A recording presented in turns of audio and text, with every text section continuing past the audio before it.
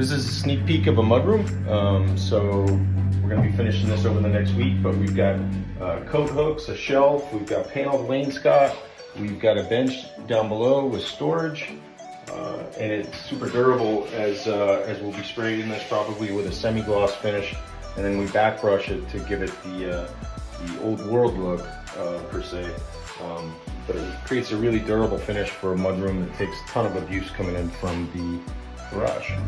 Great features, and we love doing houses like this because you can see great design, and we actually have carpenters that can build this for existing houses. So we try and bring these custom home designs into an everyday house and really make it more usable.